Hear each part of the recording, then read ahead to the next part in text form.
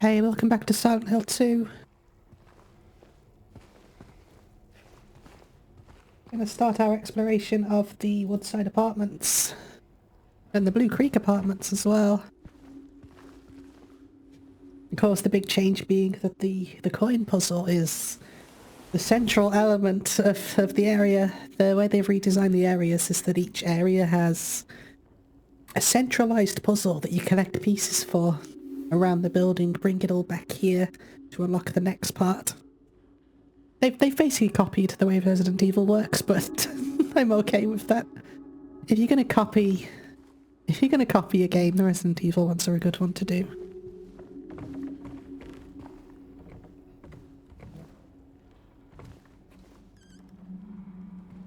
Our first port of call is going to be finding the flashlight, I think.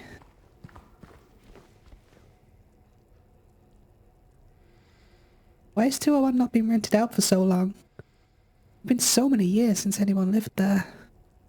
I know they've never really checked out, but I think it's time to move on now. They're gone. What's that? Less than 3? What's that? That wasn't there before. Was that a new Game Plus thing? Let's make a quick note of that.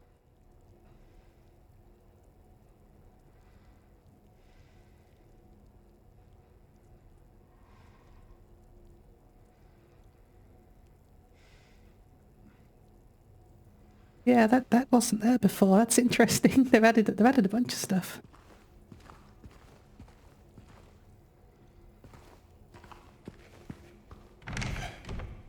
Yeah, I think our first port of call is going to be getting us some light so we can see what we're doing and where we're going.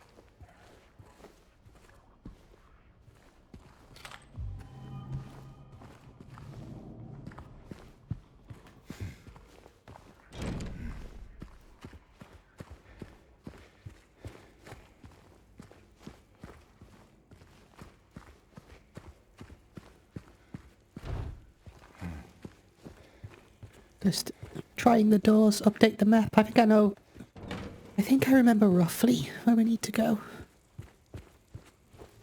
from the first playthrough. This is like my second ever playthrough, so you have to deal with me a little bit, but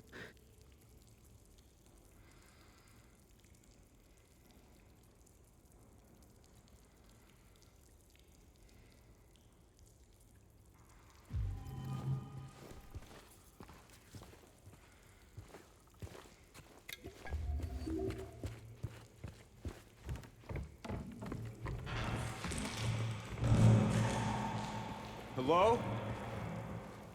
Is anyone there?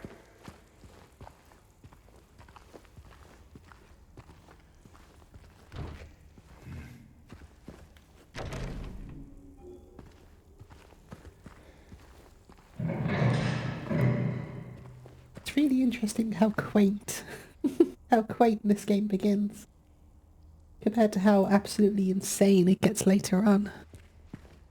Still has that slow burn towards, like, total psychological horror.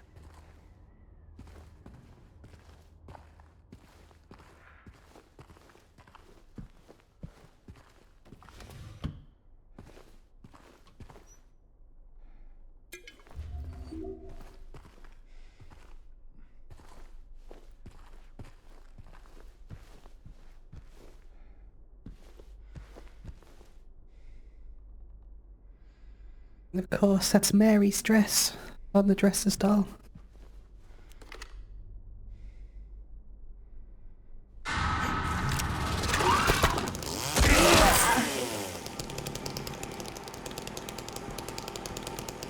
And we get a little jump scare. And the shoot courtyard key.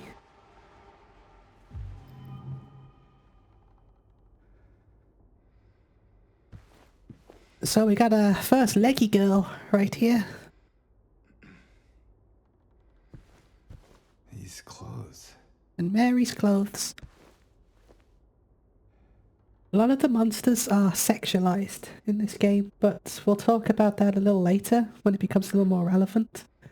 The mannequins, these are the mannequins. They're Headless, armless monsters. It's a design that's reminiscent of four orthoses attached to a mannequin or dresser's doll. It's reminiscent of the hospitalization of Mary's more themes of being trapped in your body. It's all representative of Mary's illnesses. It's never outright stated what disease Mary has, but it's pretty hinted towards being like a degenerative disease. And the way the monsters are designed is to kind of reflect Mary's disease and how James feels about that.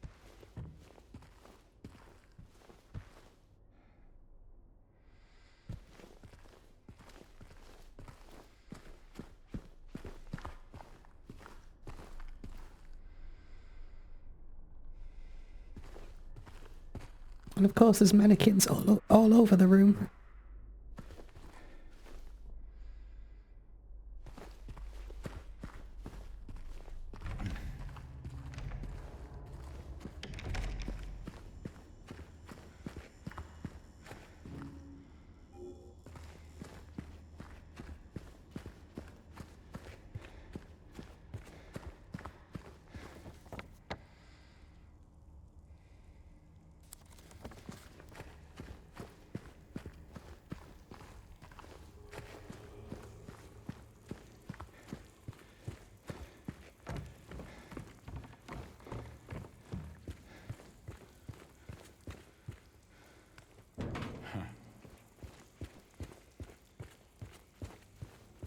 It's only been a few days since I last did my first run through of this, but I've already forgotten a lot of the route.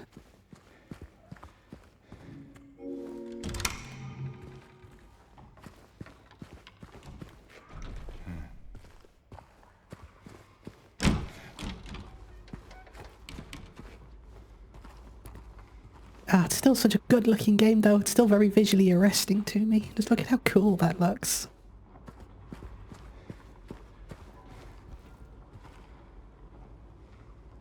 These are not used until problem is resolved. I'm gonna use all of it.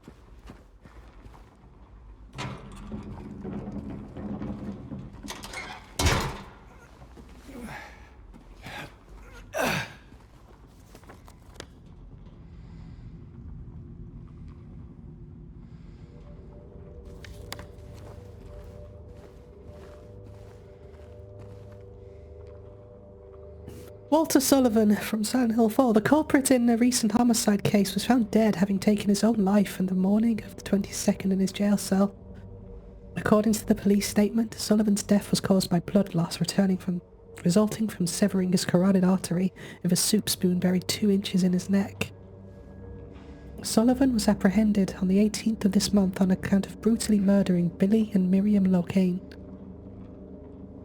Even though Walter Sullivan did not strike a former schoolmate from his hometown of Pleasant River as someone capable of murdering children, the schoolmate admits to not having witnessed Sullivan in a state of severe paranoia shortly before his arrest.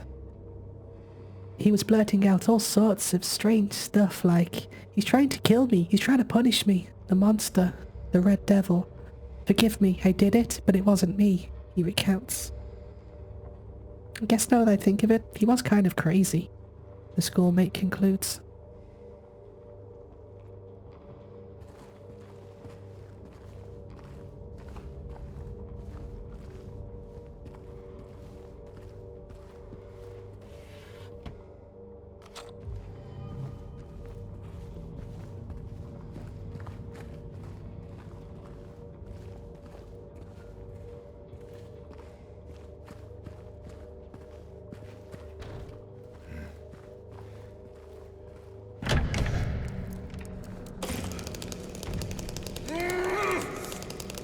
Okay, James.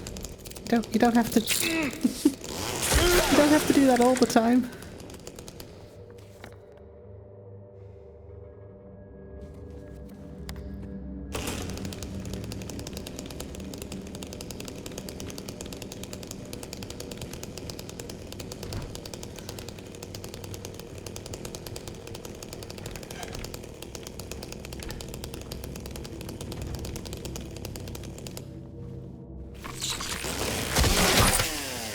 Oh, that jump scared me.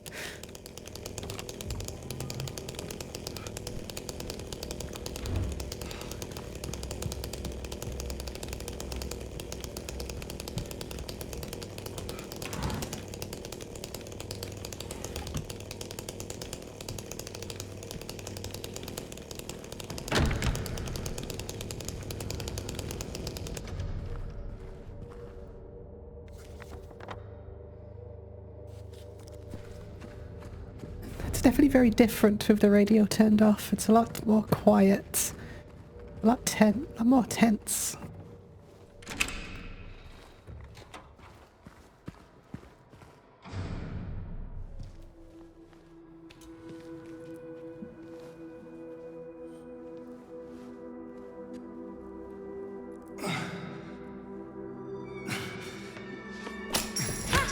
Hey! Wait!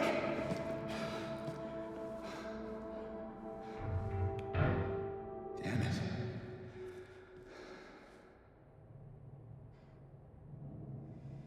What's a kid doing here?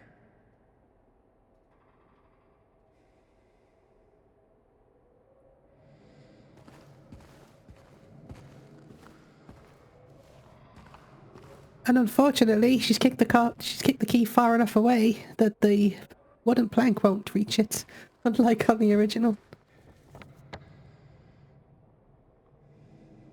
Actually 108 that I want to head to now, I believe. I think.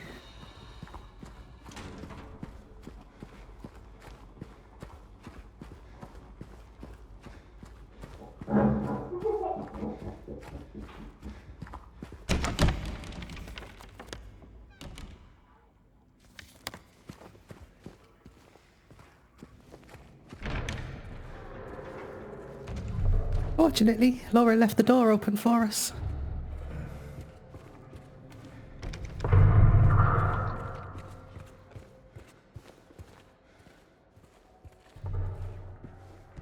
I do love that you can just hear her running around, opening and closing and slamming doors.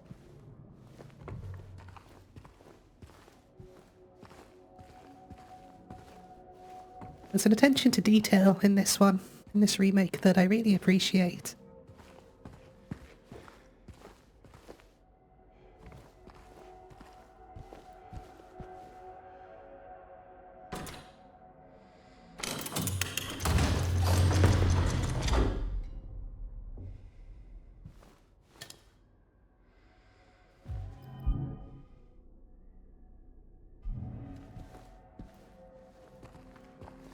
Sure if the apple represents anything, but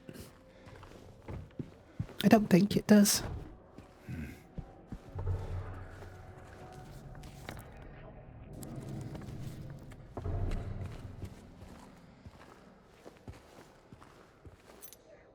Second floor hallway key. It's actually surprisingly linear.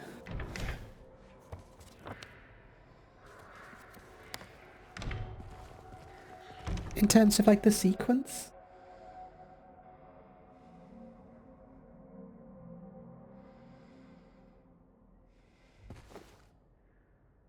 Oh, I never looked up this music. I need to do that. I need to leave a note for myself to look up this music and see what the significance is. Eat. Significance. Question mark?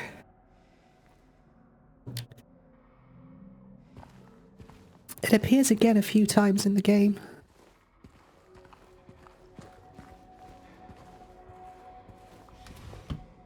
We do find out that Mary liked to play the piano, so I think that's what that's related to. Huh. Quite the artist. These pictures, of course, they show Laura's thoughts about James, I believe. I think what this one is depicting is Laura and Mary together. Mary's a bit under the weather. And eventually a wolf shows up and starts chasing the other bunny around.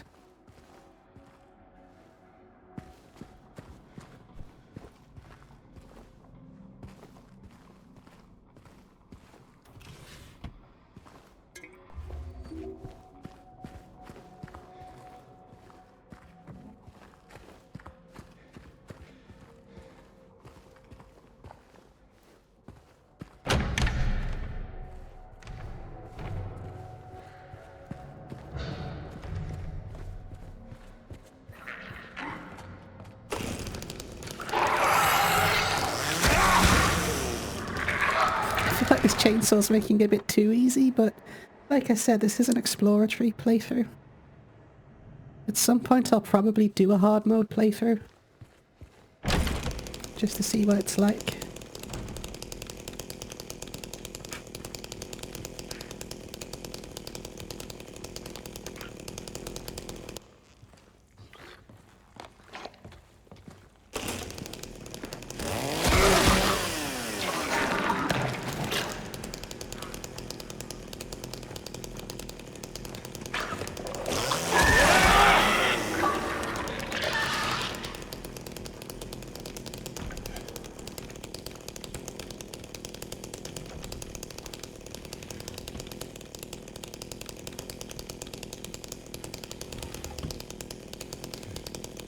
Make sure you sweep the room for mannequins.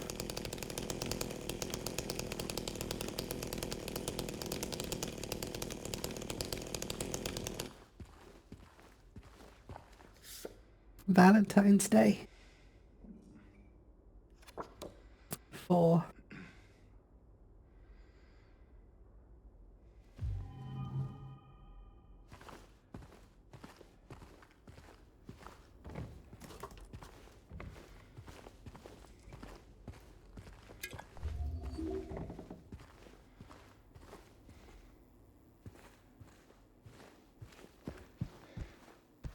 Yeah, I very rarely play Silent Hill games with the radio turned off. It definitely lends it a silent eeriness that isn't there before.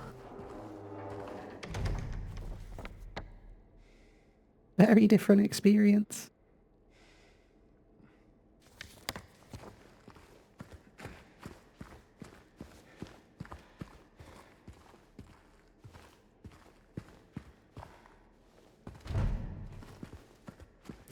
Let's head up to the second floor hallway.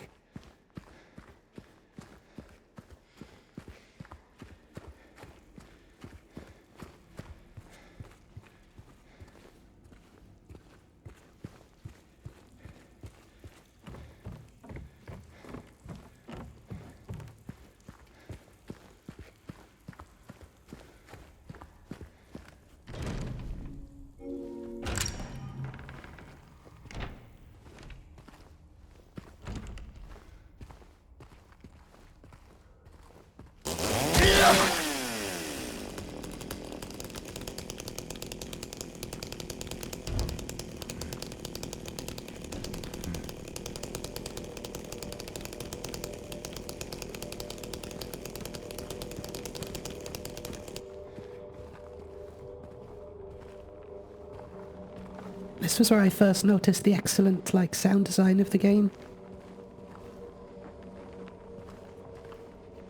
Everything just has a little sound to it. It really adds to the immersion. It's really, really well done.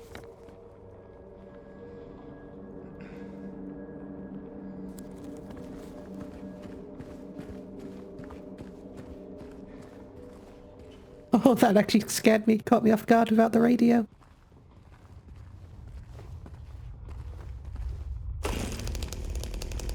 It's a very different experience without the radio, isn't it?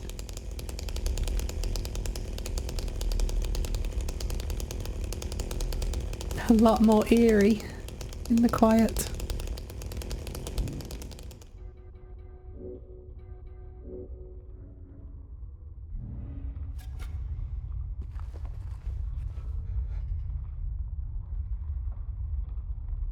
A lot more creepy. Here he is, the boy, the iconic triangle lad. We're going to be going into a lot of detail about this guy later. What is under that helmet anyway? Who knows? Masahiro Ito, the person that designed him, he's never going to tell you, which is good. If he did, it would ruin it forever.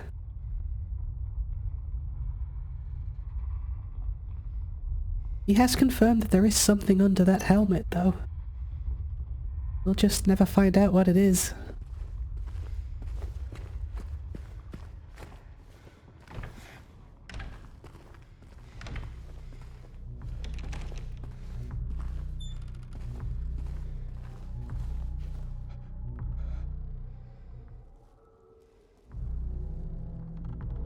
That deep rumbling bass is just so good.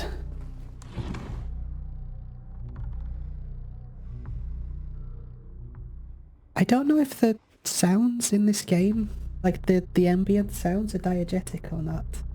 I think it's easier to think that it is in Silent Hill 2, given the staging of the whole experience. Maybe it's not coming from the environment, though. I do wonder if James can actually hear some of these sounds in his head. Like the world's worst headache.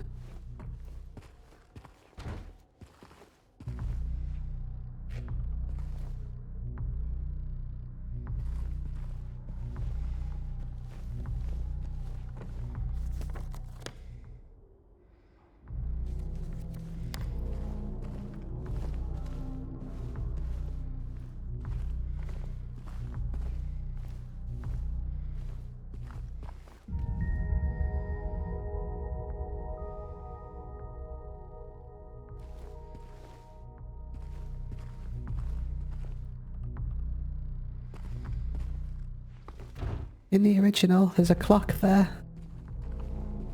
And you push it out the way. Not so this time. The hole's just conveniently there for us.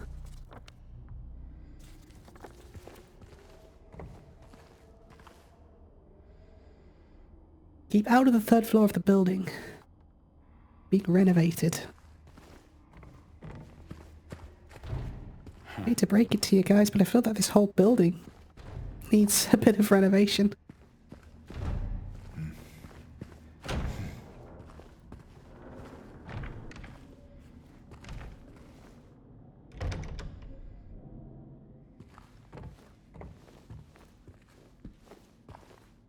A lot of people like to wax political about this scene here. I don't. Some sort of message about you can just buy a gun in the US from the supermarket. They like to think that that's what this is trying to say, but I don't know. Maybe. I don't know. It just doesn't seem really on point to get political like that. I do like the staging of the whole thing, though.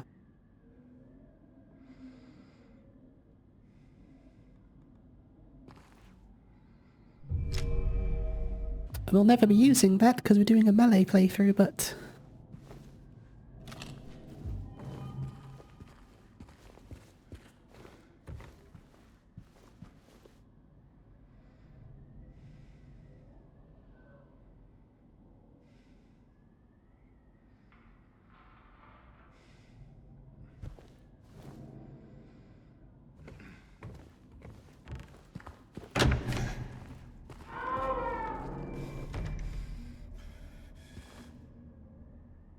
It's interesting how they did that cry. It's kind of layered and blended, so you only ever hear one side of it or the other. That light's supposed to be there.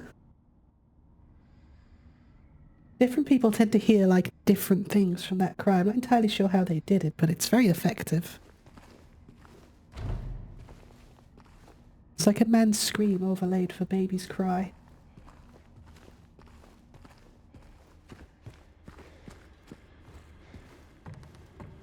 Oh yeah, the light is supposed to be there, I remember. We get a cheeky bit of foreshadowing.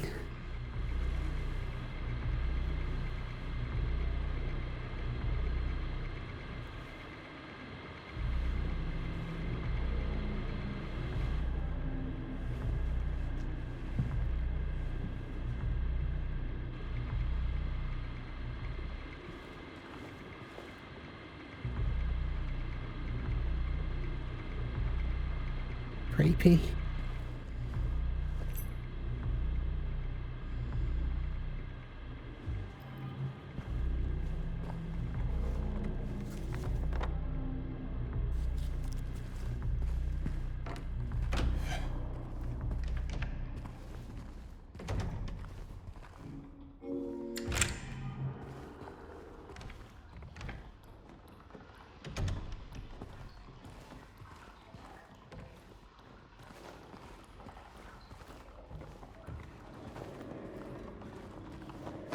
There are much less enemies on light difficulty. I feel like I couldn't move for all the mannequins that kept jumping out at me on my first playthrough.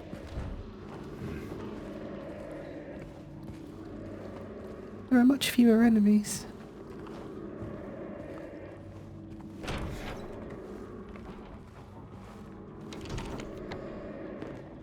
think this is the way actually. I need to get to 210 via the balcony.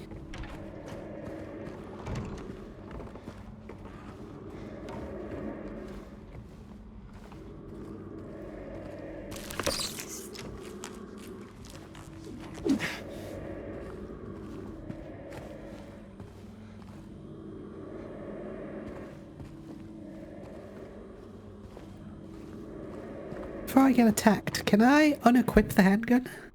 No.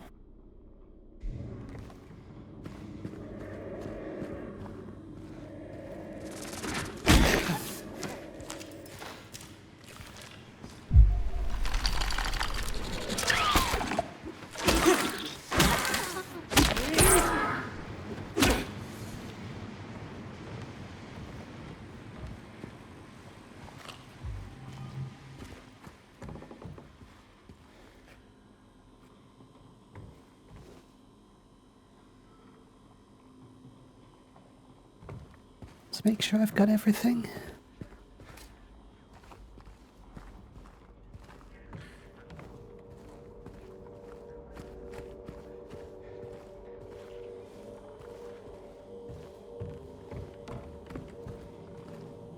There it is. Korea's humble beginnings. 7.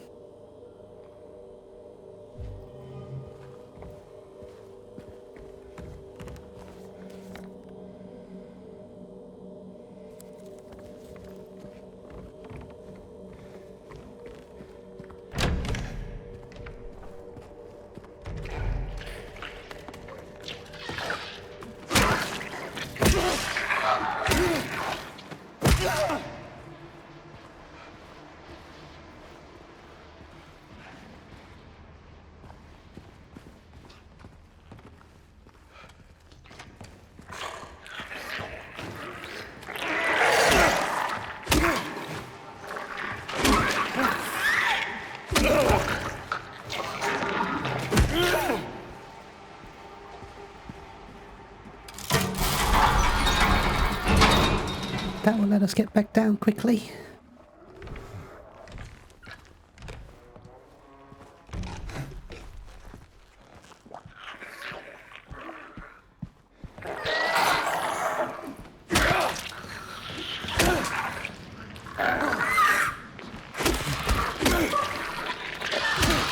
Yeah, it's a much easier game on light difficulty than it is on even standard. So, there's an achievement trophy attached to shooting all of these balloons, but I can't shoot right now, so what I'll do is I'll make another save file. And then do it later.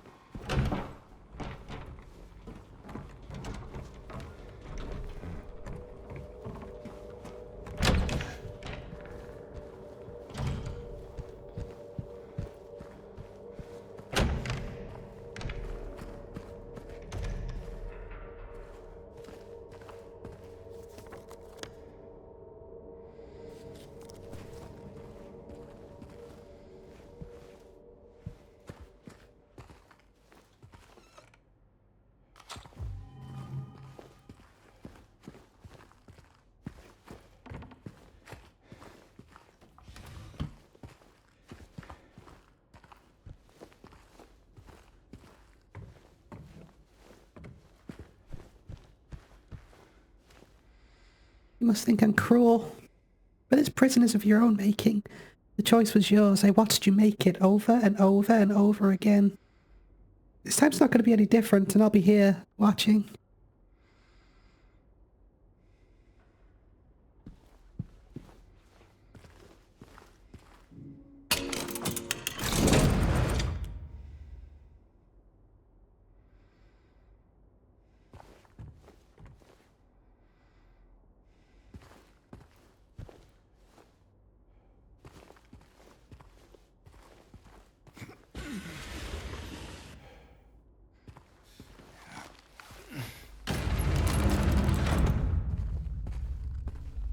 Now we're trapped in this room.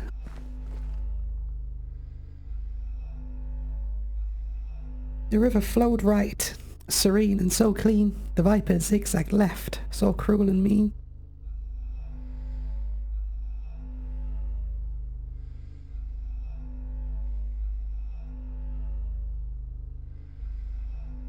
So right I went, my steps short and tense, into a darkness so deep and so dense. Right, left, right. Read the numbers. Which are dotted around the room. Somewhere. 13.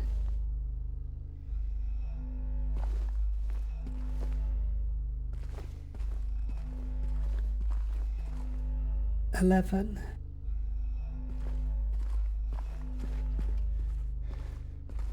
15. So it'll be 15 river, 11 viper. So it's 15 right, 11 left, 13 right.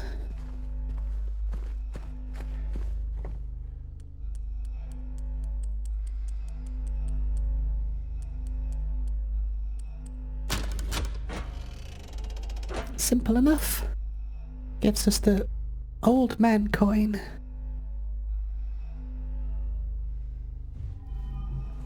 First one we need, and a steel key, which I think just gets us out of here.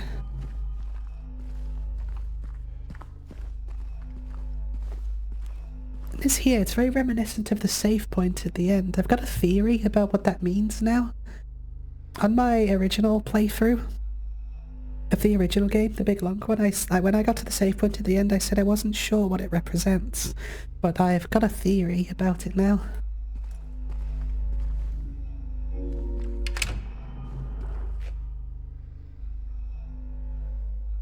Which I will talk about when we get there.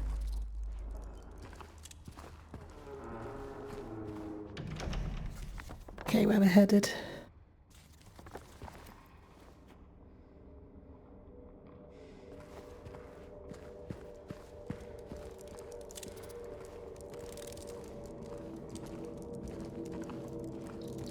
I can hear you.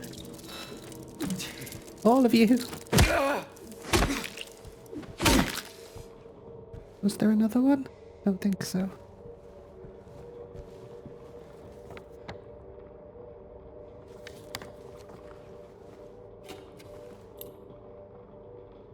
Second floor, small staircase key, so this is the key to the third floor.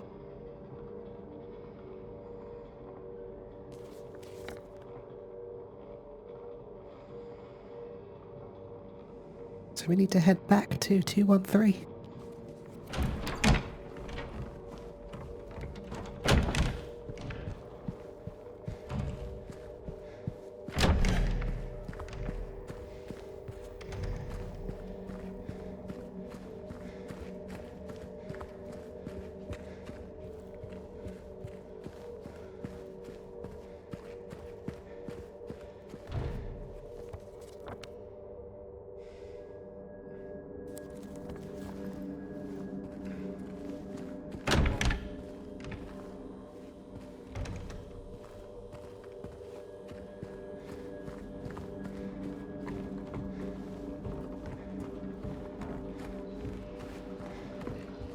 What are you looking at, James? Oh, I missed something. Not very thorough, am I?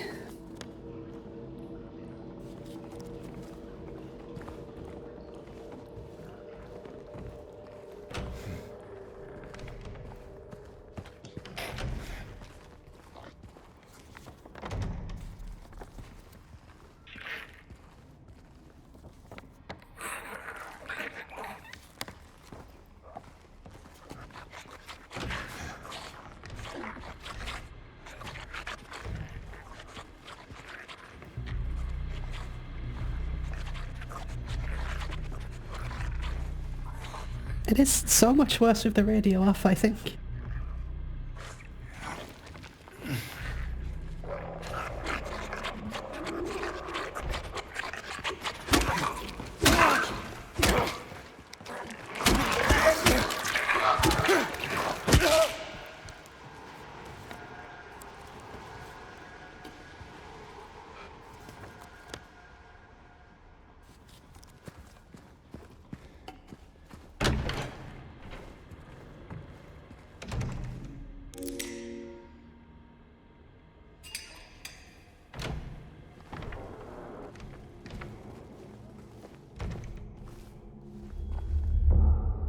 What I'll do is I'll make 2 save points, just so I don't screw up the other one.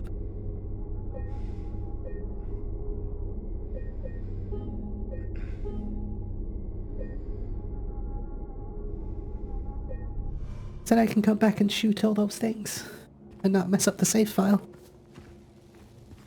Trying to keep the number of playthroughs to a bit of a minimum. Much as I love this game, I don't want to play it like 8 times in a row. Got other stuff I want to play too.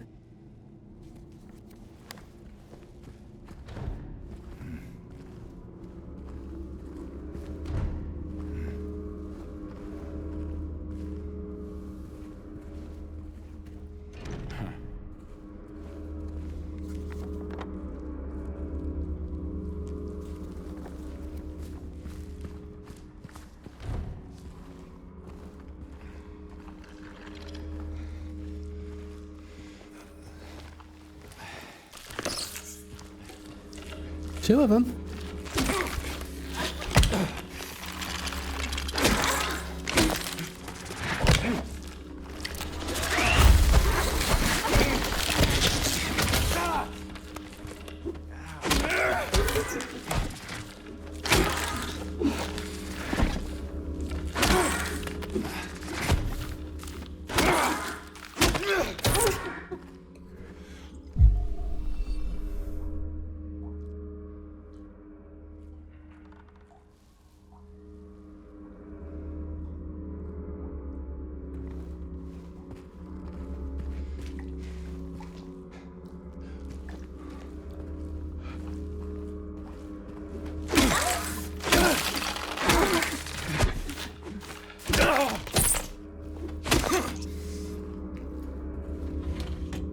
Maybe I should be using the chainsaw.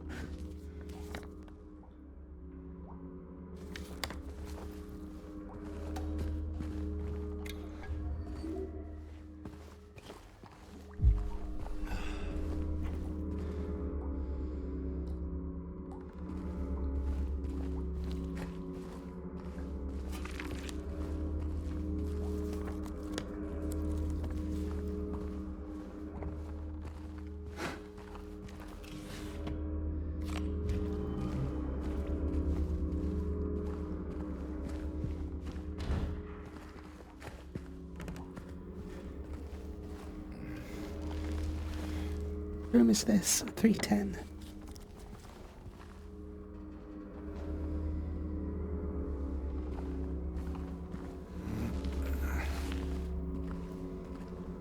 Again, let's just not get carried away.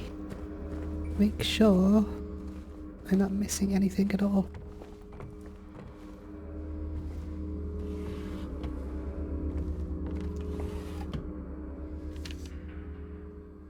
I know there's something in there. I know I can feel it. It all looks normal, but it's not. It's underneath, pulsing, trying to get out. Is it trying to get out or should I get in? I have to uncover it, rip the surface. Peel it off layer by layer so I can see it. Know it's there.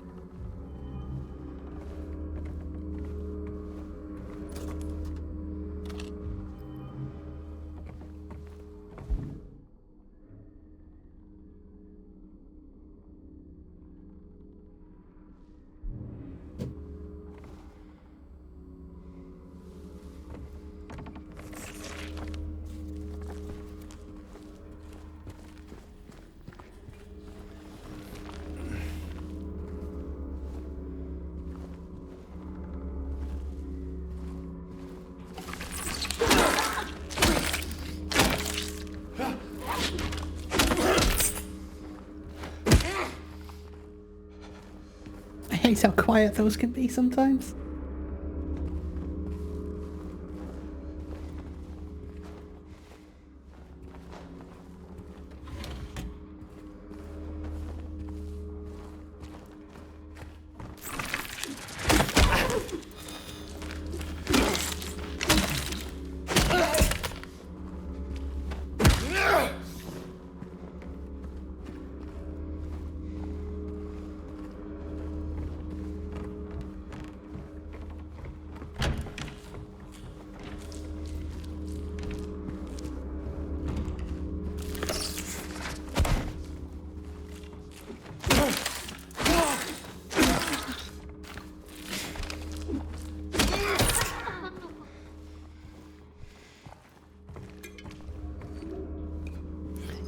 got plenty of health drinks though. Might as well keep topped up.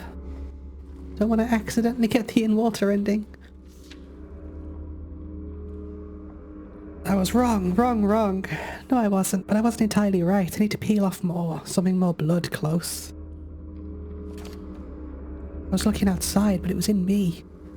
There's someone inside me.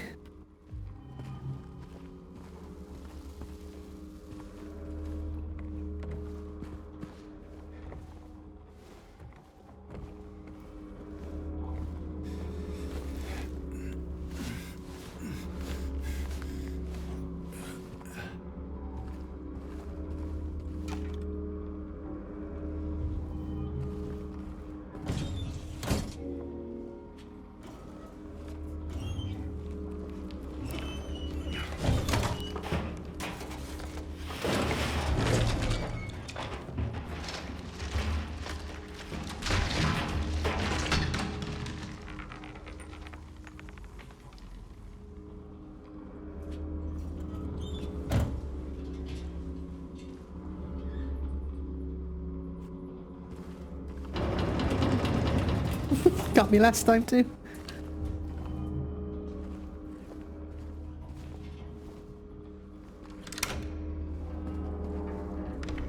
Right, we're headed down.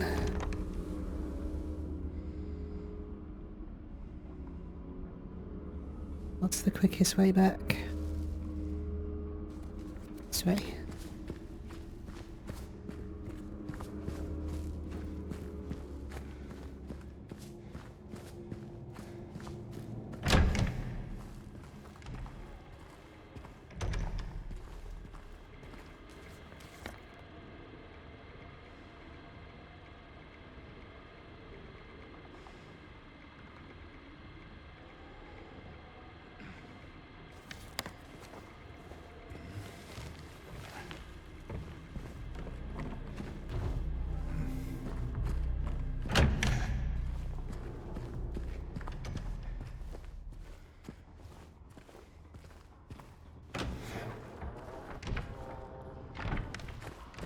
Is this the way down? Is it this one?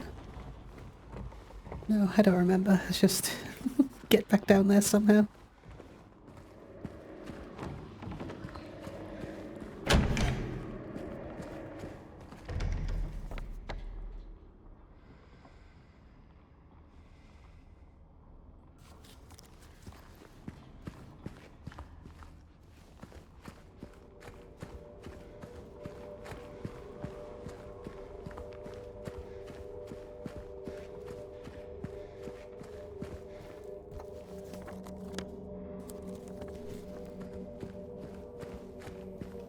Probably not the quickest route back, but...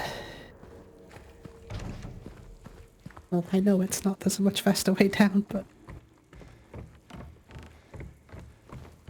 This will do fine.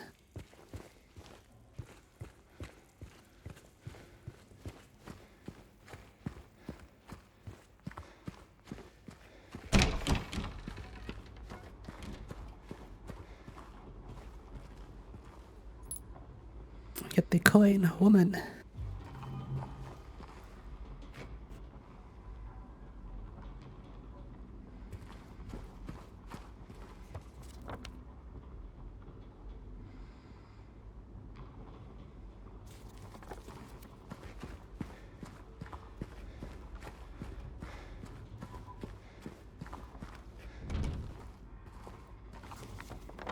Ah, crap.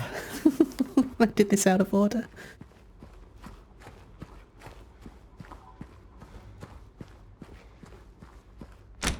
For some reason, I did this out of order.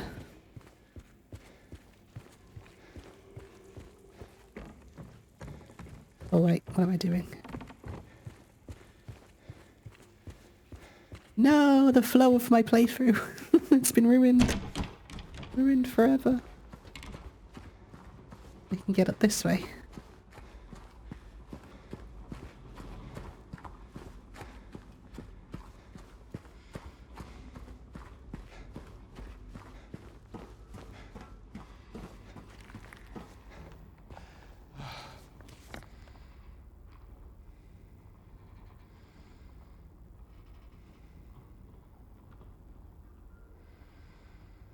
Essentially want to go up and down. So I need to go all the way back around. Get to the top stairwell.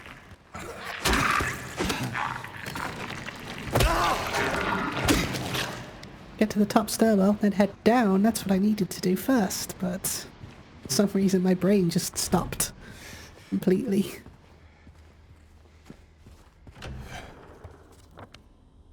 Yeah, this way.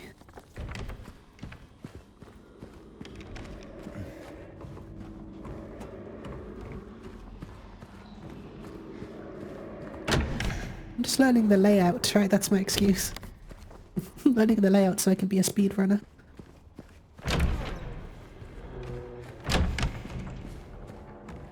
You actually just head down again. Is the actual way.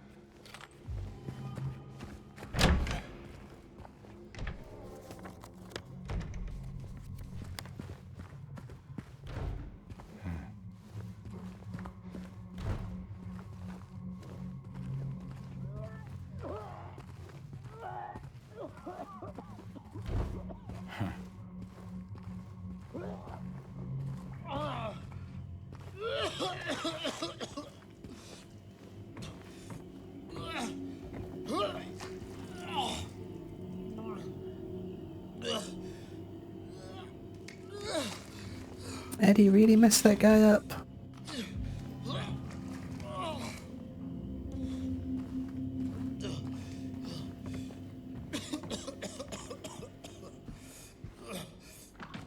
Hey, who's there? It wasn't me.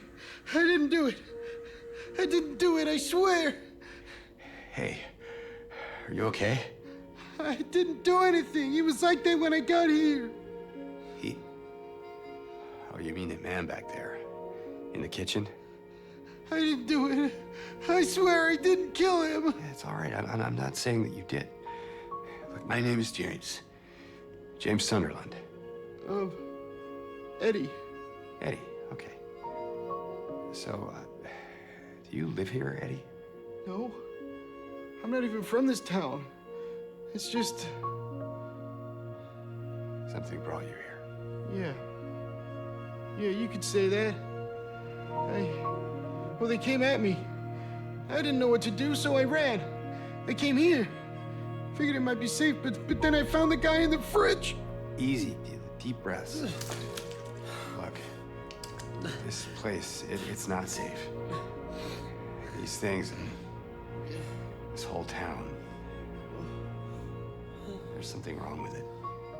Might be best if you just get out of here. Yeah, you're right. You want to come with?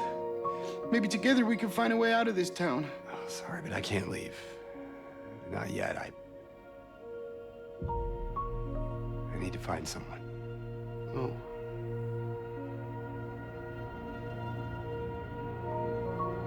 And, Eddie, be careful. Yeah, you too.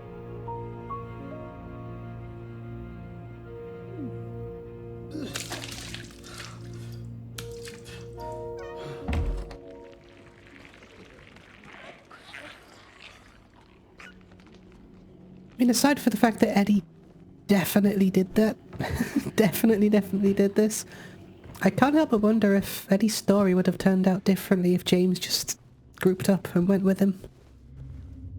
And they just left. If they'd even be able to leave, right? I've always had this theory that James just won't leave, but, you know, maybe he can't. He never really tries.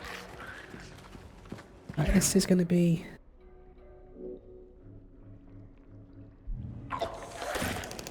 a chainsaw job, I think.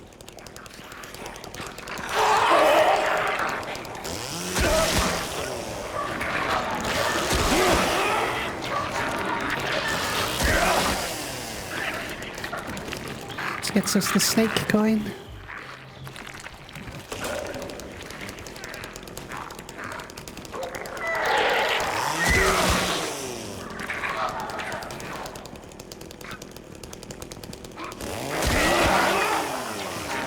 Nice.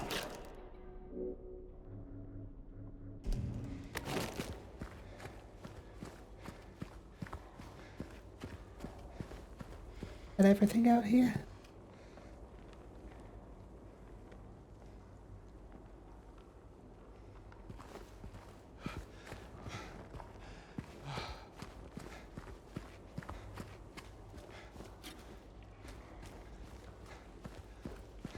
Think so. I hope so. Okay.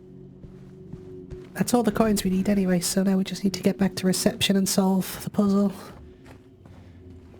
Very clever puzzle, I quite like it.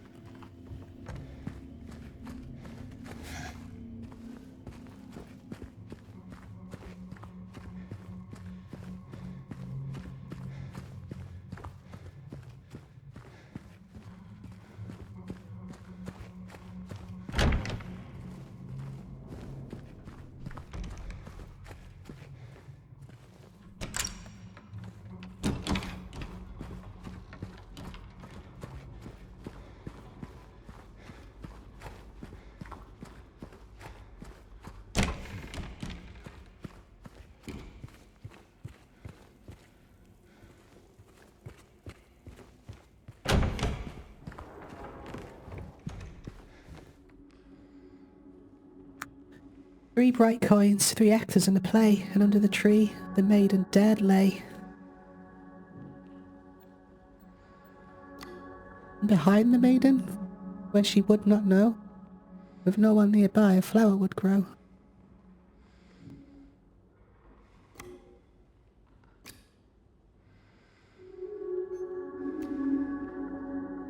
And then came the man so gallant and fine, in the pale moonlight did his golden eyes shine.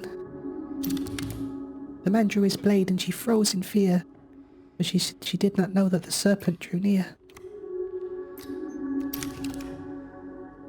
The venomous beast now lost in the night, the Grand Chevalier's grand despair in daylight.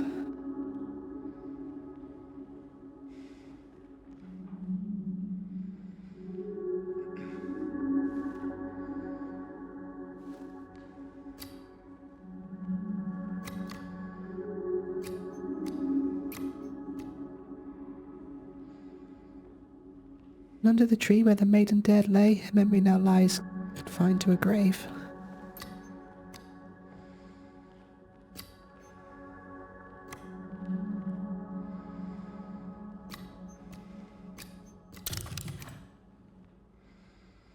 The beast who its teeth and her flesh doth bore, he who had failed, she who is no more.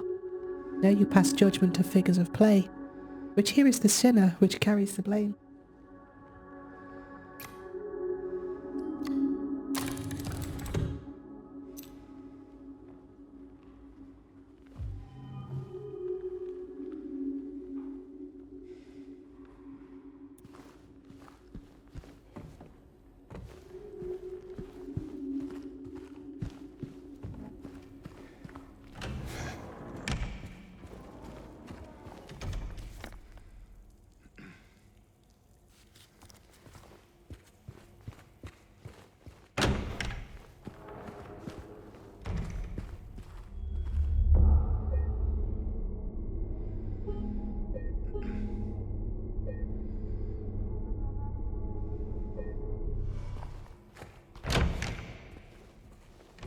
Okay, so we're about to go to the other place, and I doubt we can get back, so let me just quickly...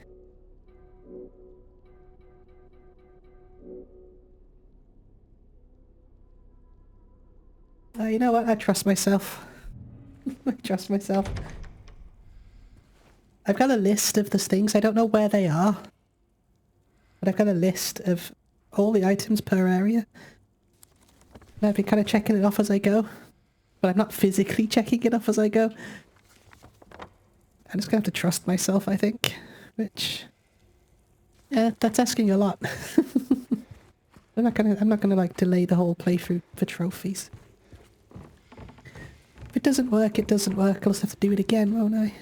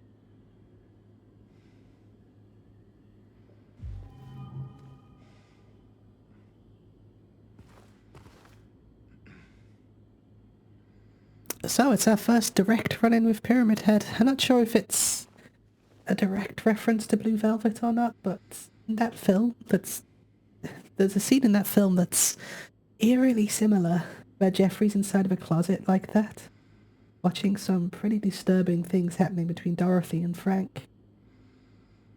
Definitely some influence in there, I think, by which I mean David Lynch in general for the original development team.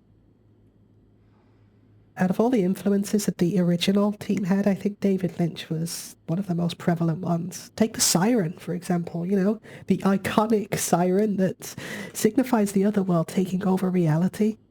There's a musical play called Industrial Symphony No. 9. Or Industrial Symphony No. 1 that kind of feels like a nightmare to watch. I can't even really explain it. It's just something you have to see for yourself. But there's a sequence that takes place where the characters are in this industrial area filled with steam and smoke. And there's hospital gurneys all over the place. And in the background, there's an air raid siren going off the whole time. And there's already a whole lot of, you know, like Eraserhead and Twin Peaks in here too.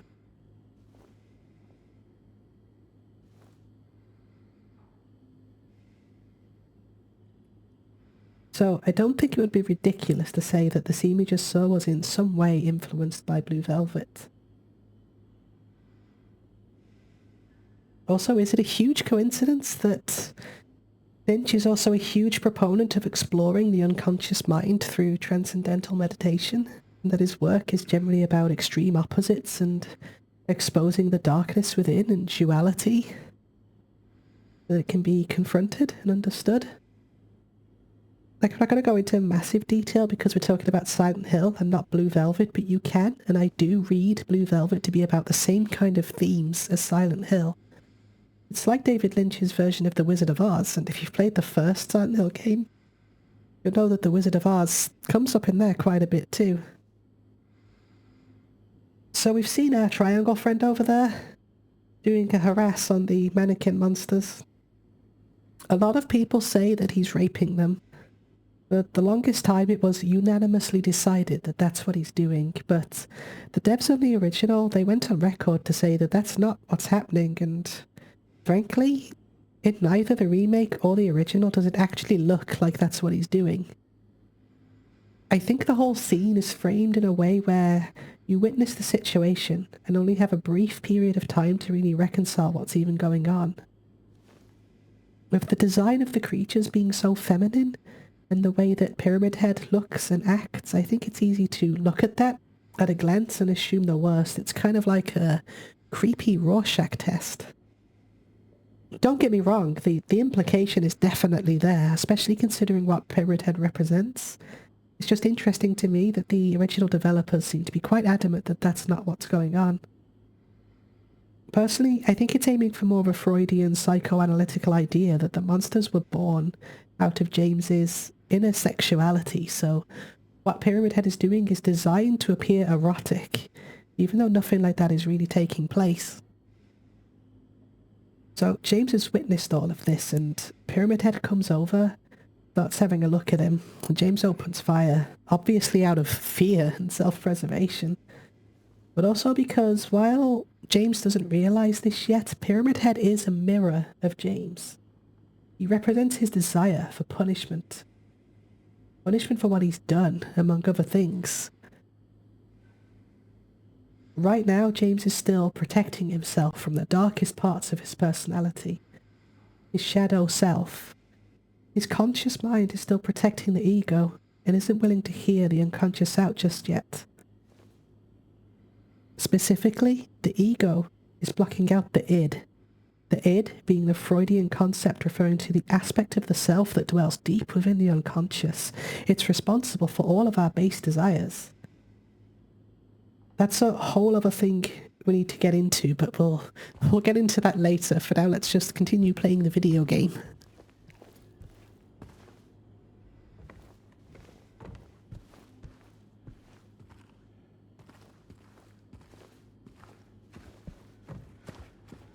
As we cross over into the other world.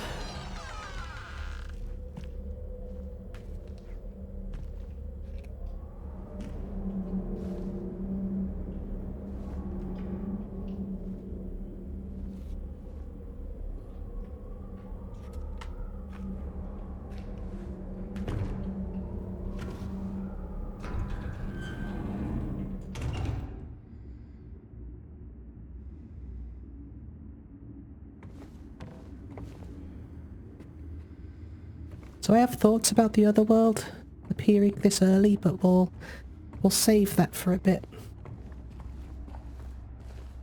Suffice it to say that I've said it on repeat all through my first playthrough of this game, but I wanna meet the art team and I want them to teach me everything that they know. Because they absolutely nailed the look of this game.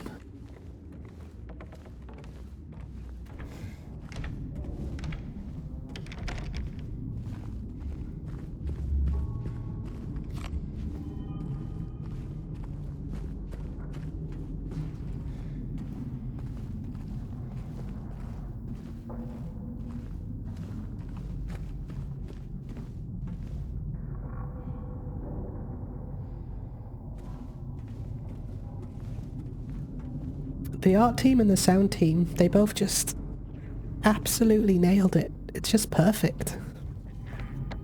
It's exactly what you want out of a modern Silent Hill game, I think.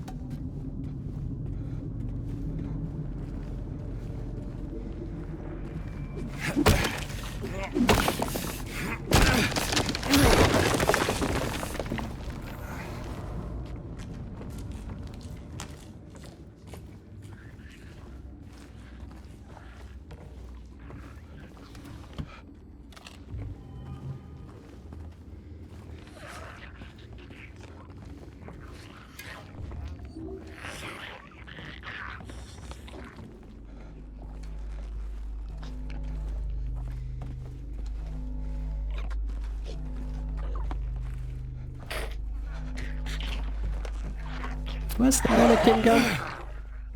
Where you at, mannequin friend? Didn't dodge quick enough.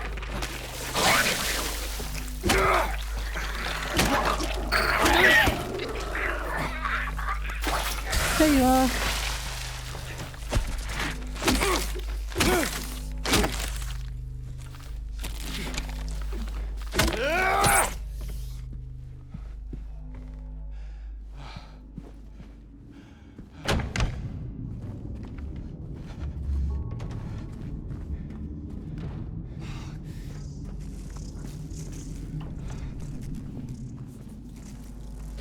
There's the M door. We'll be coming back there in just a bit.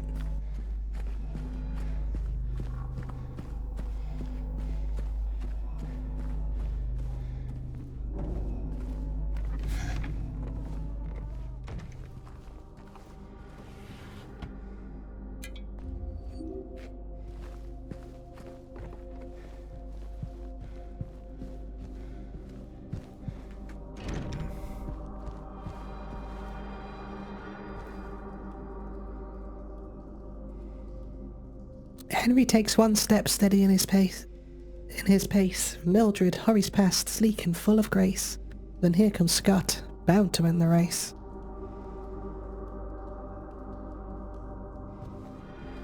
So they've moved the clock puzzle to the other world. But like the other puzzle earlier, or like all the big puzzles so far, we gotta find all the pieces first. Also, I'm pretty sure this just tells you the answer on light riddle difficulty.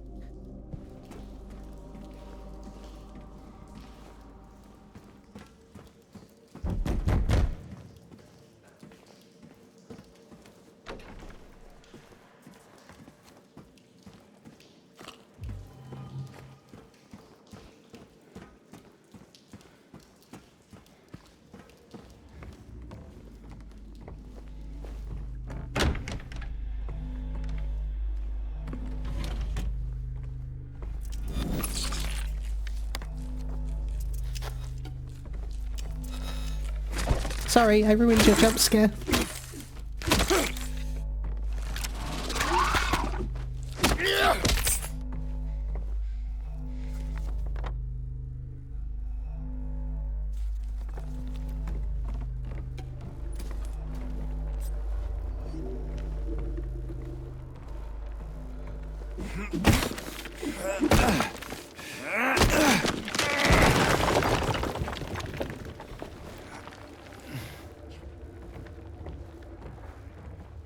Bullets in a baby's crib.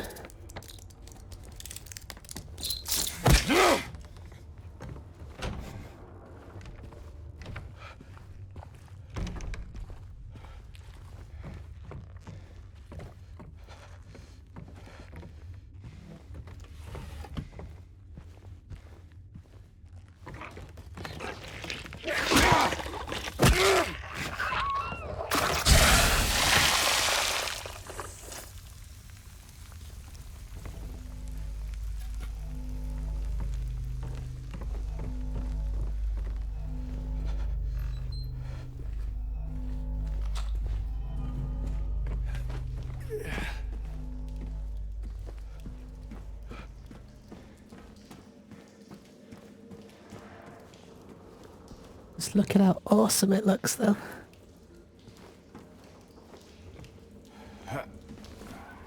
Could not be happier with the way this turned out. Especially the environment. The gameplay and the environments and the music. The ambient sounds. The sound design. It all just turned out so well.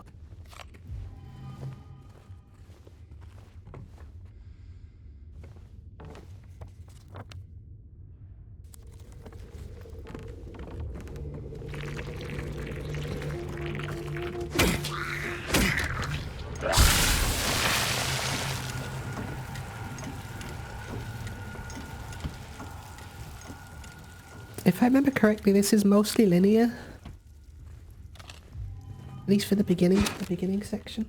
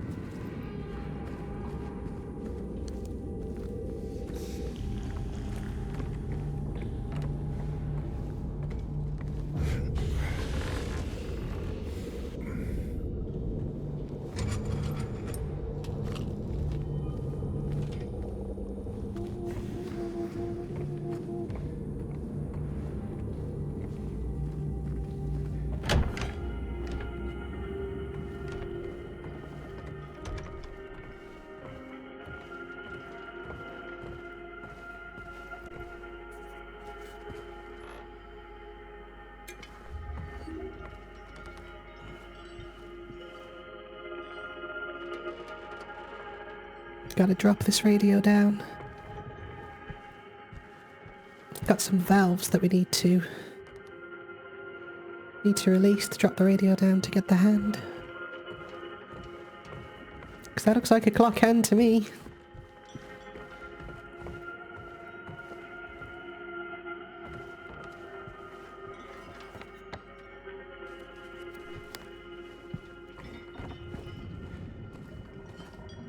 Need the valve handle for that one. In good old survival horror fashion, we need a valve handle.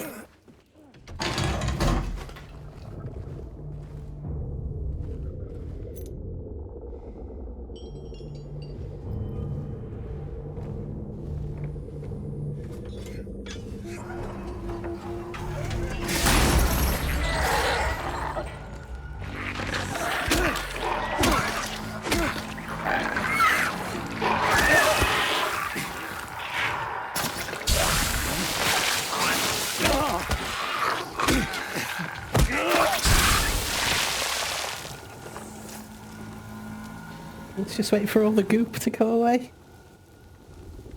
Did I get the valve handle? Kinda got a bit startled there. No?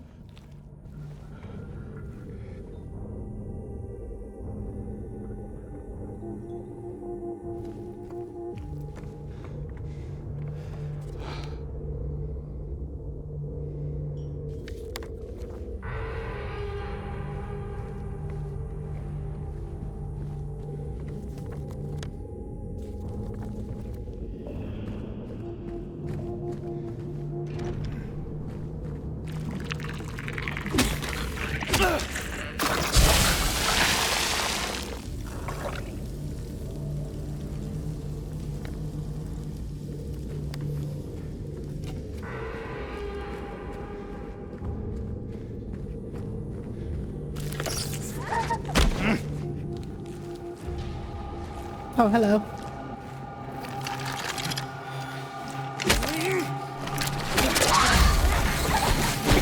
Get up.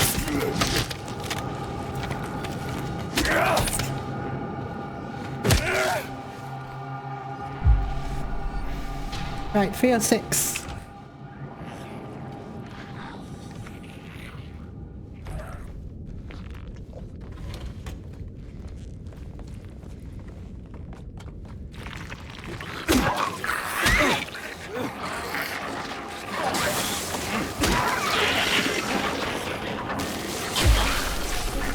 This is more awkward without a gun.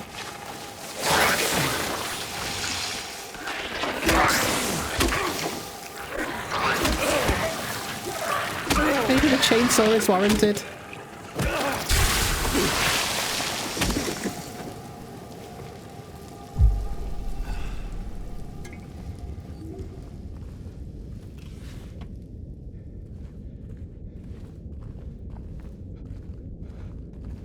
Maybe the chainsaw is needed. Who knows?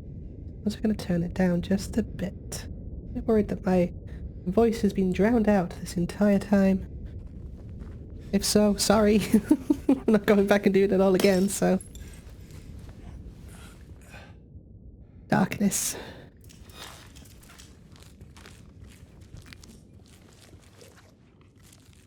All these little tiny events that happen, it's just all so well done.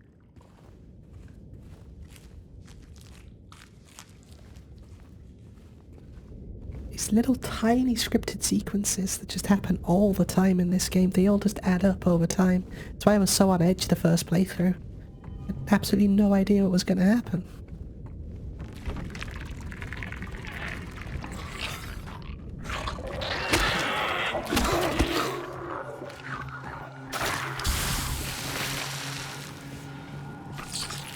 I mean, I kind of still don't really, but...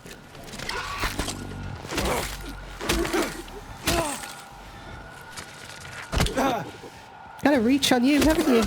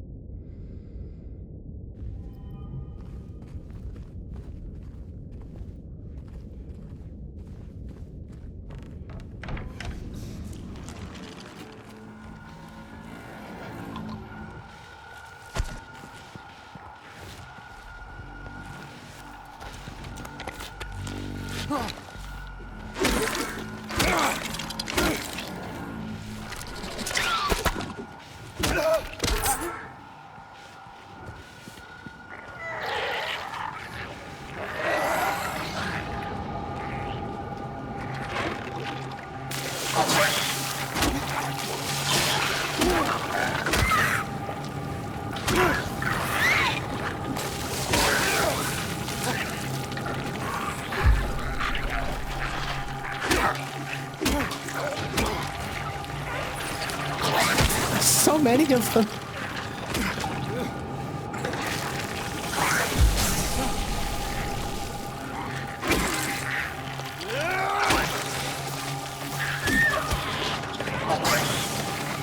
Come on, mannequin.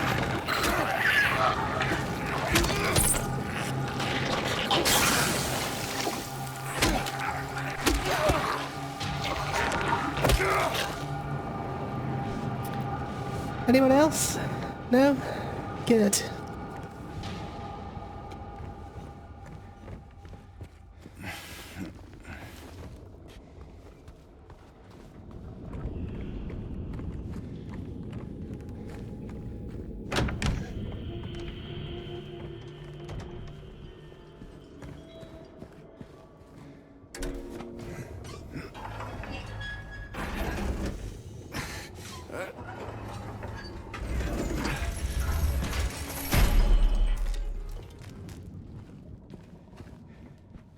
That gets us the hour hand.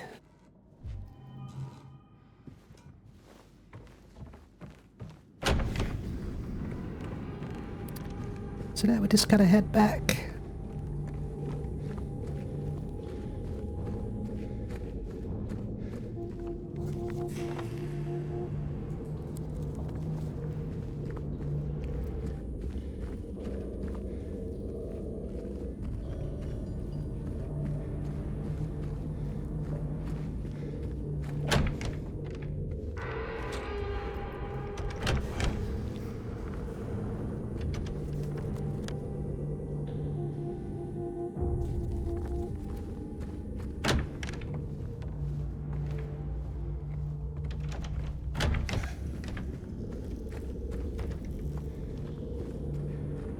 Where am I looking to get back? Oh, it's through the radio room. Okay.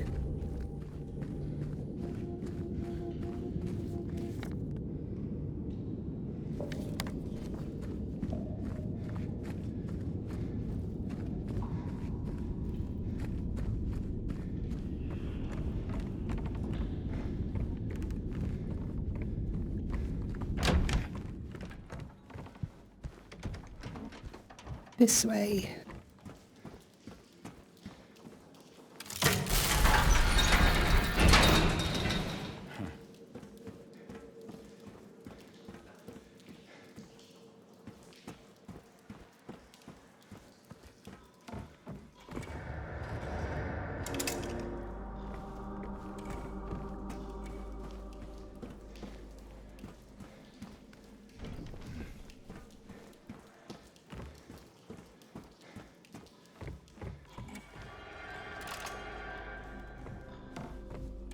Let's get set to number 9, because this is Henry, so the hour hand.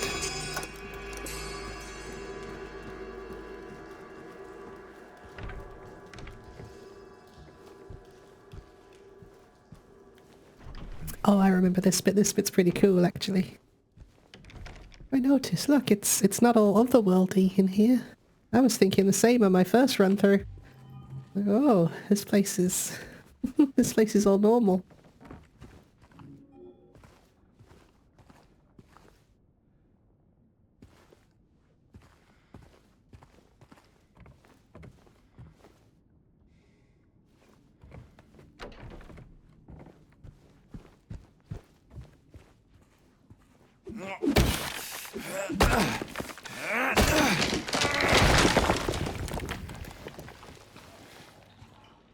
But this bit's less normal.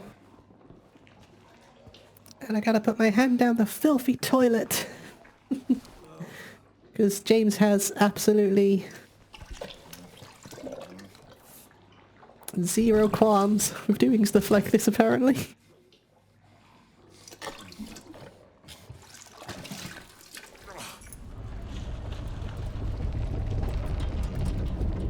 Cool little detail. His hand stays dirty as well for a bit while you're looking at the map. Again, just attention to detail, right? This kind of attention to detail is how you know you're dealing with, like, developers that really give a shit about what they're doing. And now this place is all otherworldly as well, but we get a pigeon.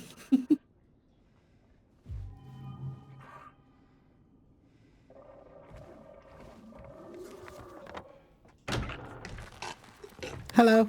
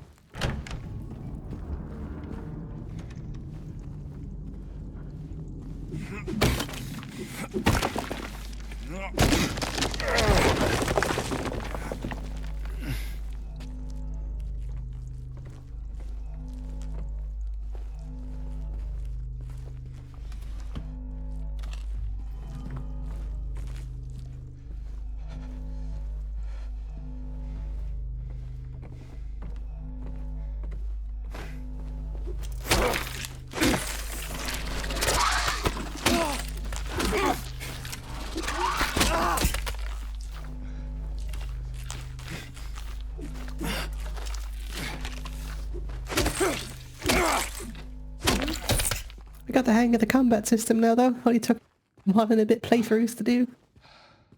Gets us the swan head. We gotta make up the pigeon and the swan and put them on those, like, scales thing. But the swan doesn't look quite as cutie as he should.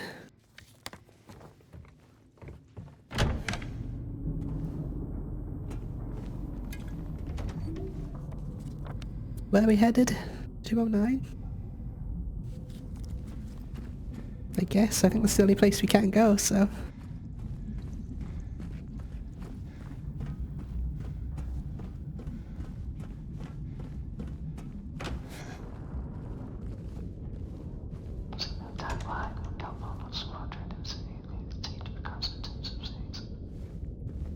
Those are the whispers from the first game. It's more interesting on the original game than this one.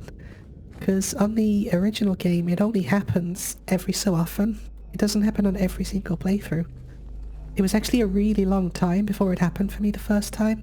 The first few times I played the original, and it scared the shit out of me the first time. Like, really shook me up. I had to turn the game off. I had to turn the game off and just kind of go to bed. It, like, really shook me up, made my stomach hurt. No one's ever figured out what the voices are saying.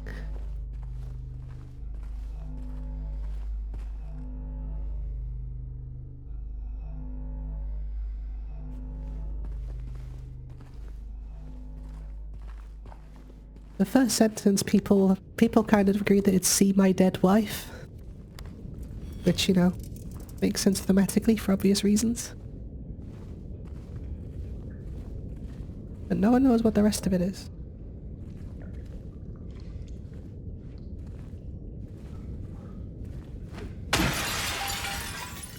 With a malformed figurine part to make a malformed swan.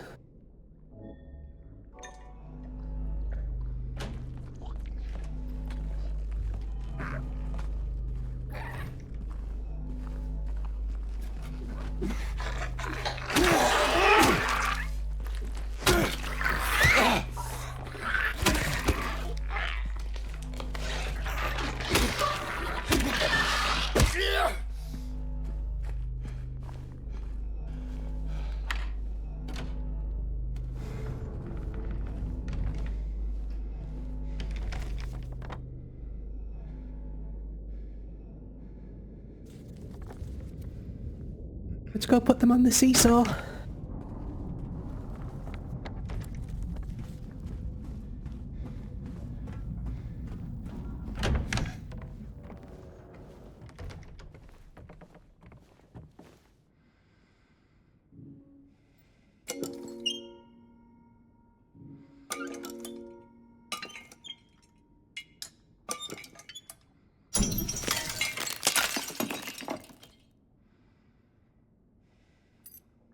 Gets us the winged key.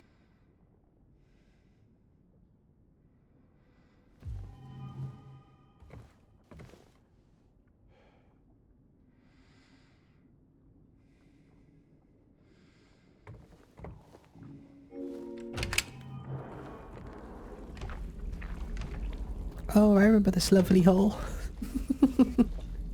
Always wanted to jump down these lovely holes.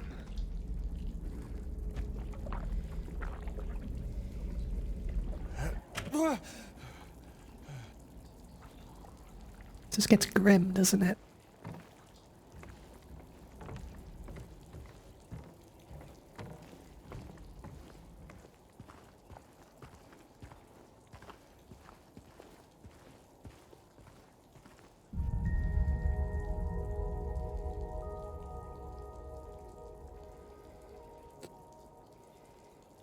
So this is the original coin puzzle. Because the original coin puzzle was actually in Blue Creek Apartments, and the clock puzzle was in Woodside Apartment. They've flipped them around.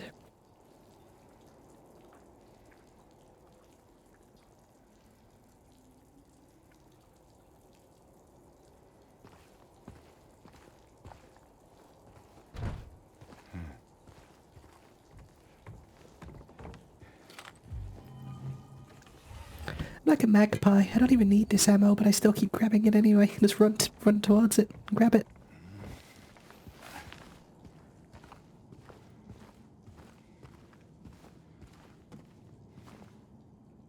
So I actually find this part really interesting. I've got a theory that I want to talk about. Let's get the scene first. On my first playthrough, I questioned why the other world kind of stops in this corridor. I think I know why. Just notice how it's kind of like... It's looking like this, and then as you're getting closer to the end of the corridor, it's becoming more like what you'd expect the apartments to look like anyway, right?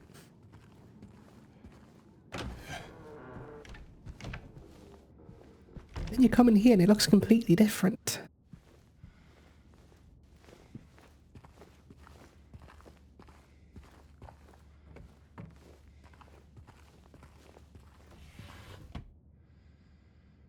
It's super interesting because I believe, quite strongly now, on a second playthrough especially, that this room is specifically modelled to look like Angela's house. We can talk more about that stuff later, but I don't think at this point, right now, we're seeing James's Silent Hill in this room. I think this is Angela's. I think everywhere for her looks like her house.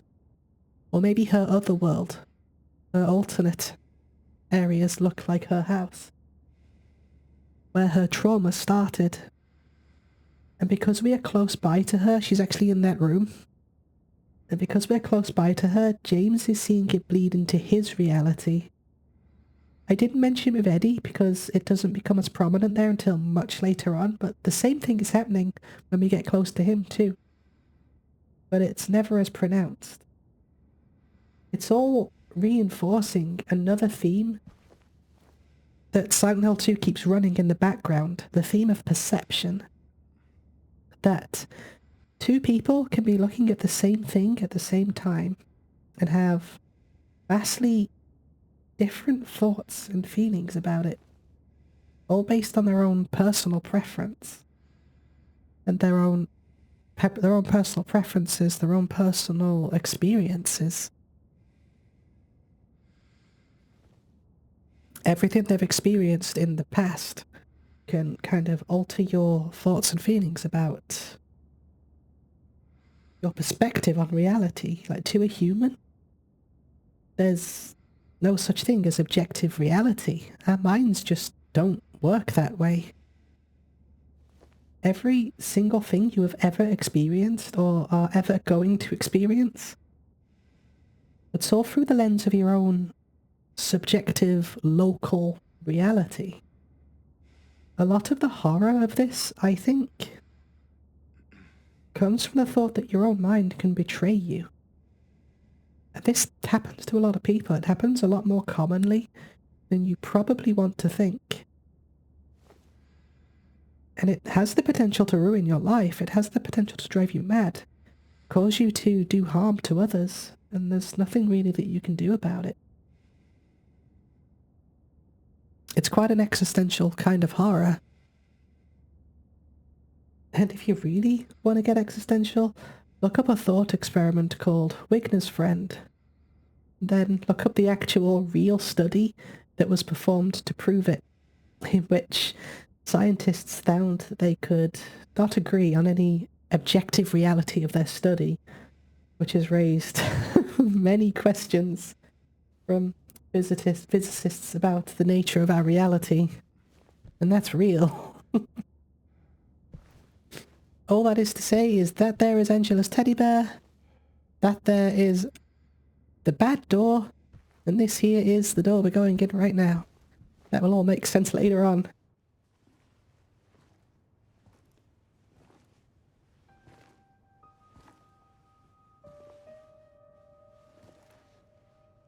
Oh, it's you. Yeah. I'm James. Angela. Angela. Okay. Look, I'm not sure what you're planning, but there's always another way. Really? What's the point? It's easier just to run. Maybe it's all we deserve. We? Me. You. We're all the same. I'm not like you.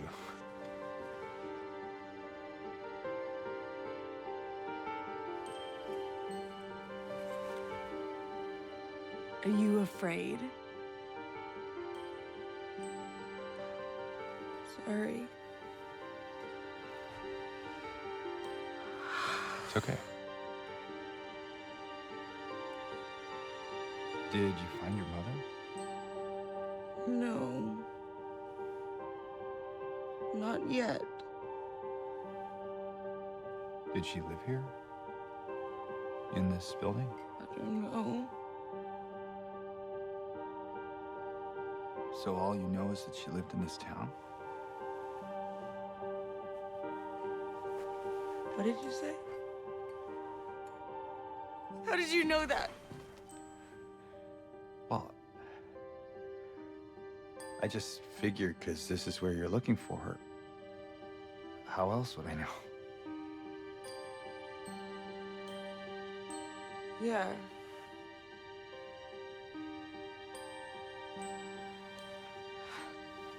Sorry.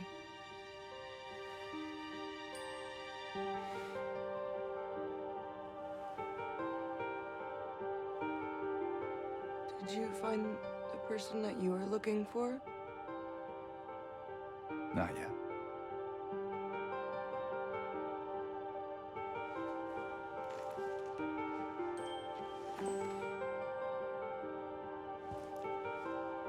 Her name's Mary. She's my wife. I'm sorry. Oh, it's okay. I don't know why I think she's here. She died 3 years ago.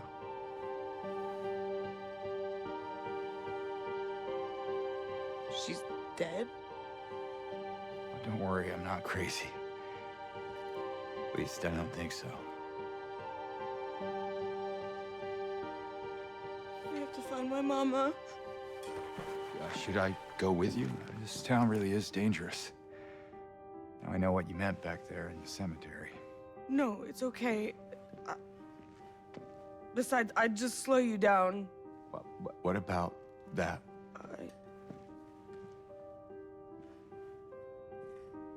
Will you hold it for me? Sure, no problem. If I kept it, I'm not sure what I might do. No! I'm sorry! I've been bad! Please don't!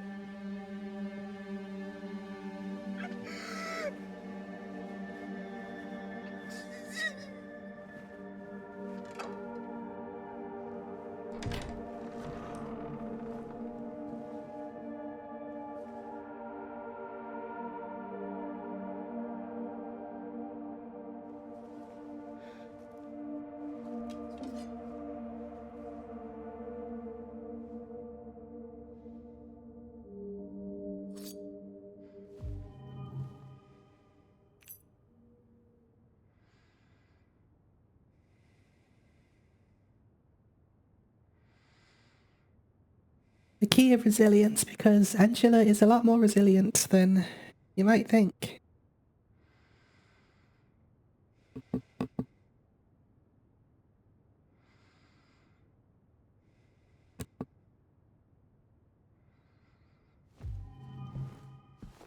And of course the giant mirror representing duality.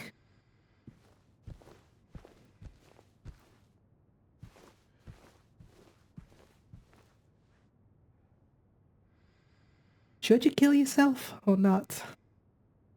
That's really the only important question in the postmodern philosophy of nihilism, which asserts that life has no intrinsic meaning or value, that it's an absurdity to try and give life meaning or figure out what it's all about, because it doesn't.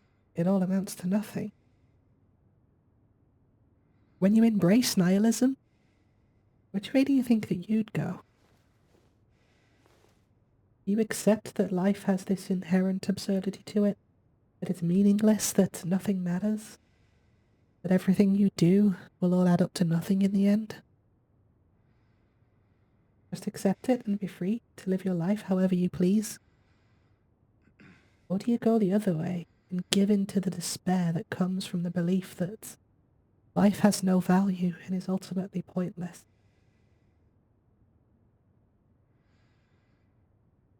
The answer to that is very personal to the individual. So we just met Angela again, and it appears that she's lost the will to live. She's holding a knife, seemingly like she wants to commit suicide. I personally think that they've absolutely nailed Angela in the remake.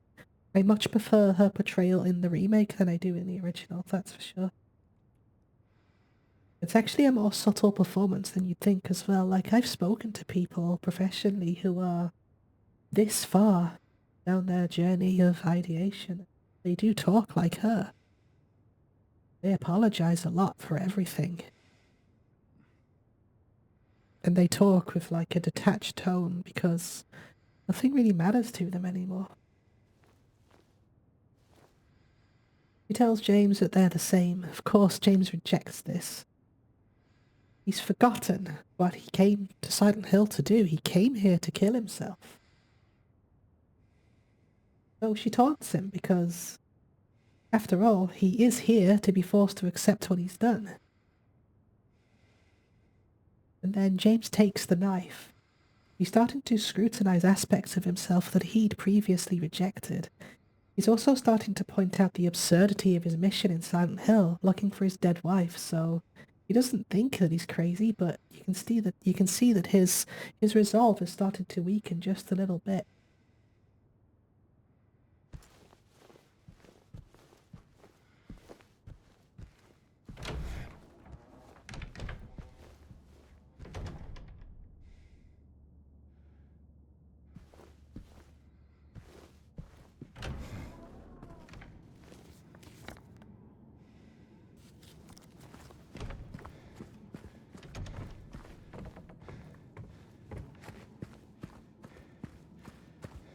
Let's head back over to James's Silent Hill, shall we?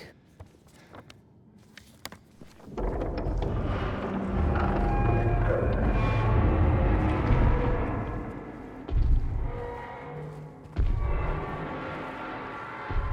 dare say that's Pyramid Head stomping about.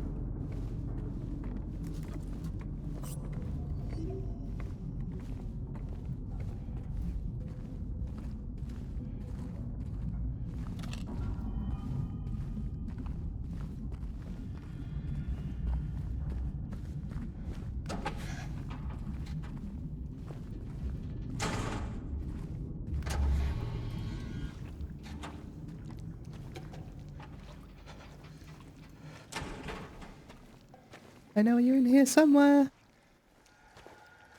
There you are. I press the button. I don't care what you say.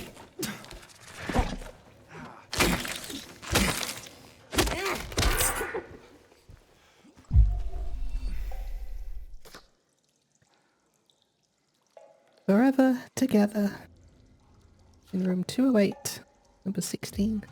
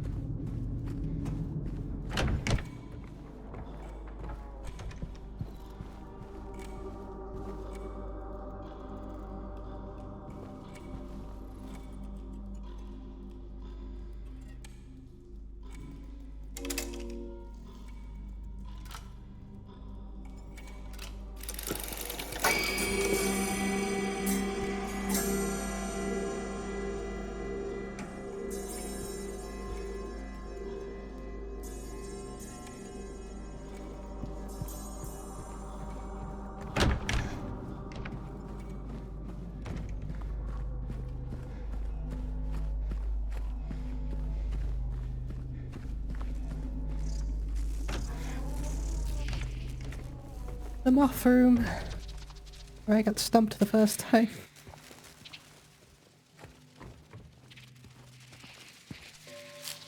Moths are a common theme of rebirth in just media in general.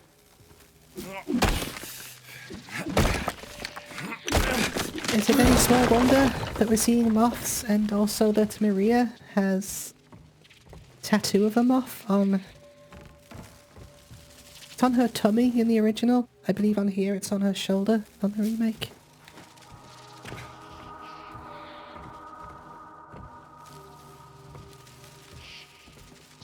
Considering who Maria is and what she represents, it's quite thematic, I feel.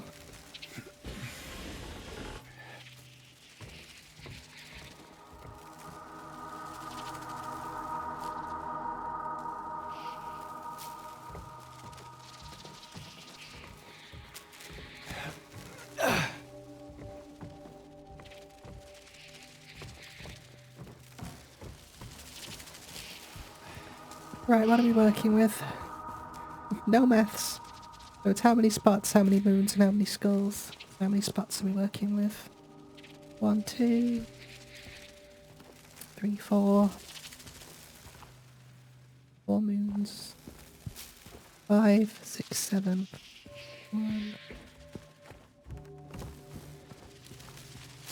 2. So this would make it 5, 8, 2.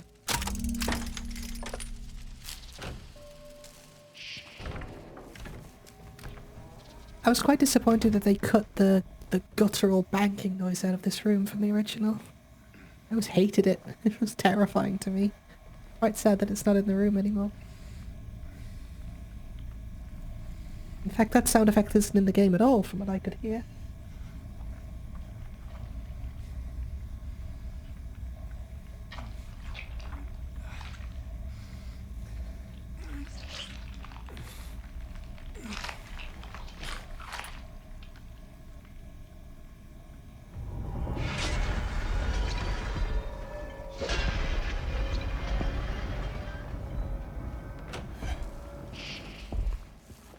I just realised I need to go toe-to-toe melee with Pyramid Head. With his great knife. That's gonna be a laugh, isn't it? Luckily I got a chainsaw, so it should be okay.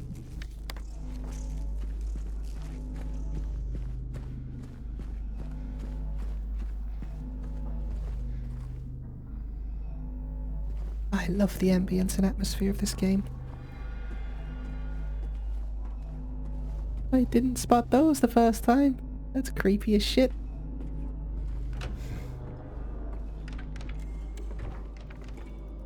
Have all the rooms corrupted.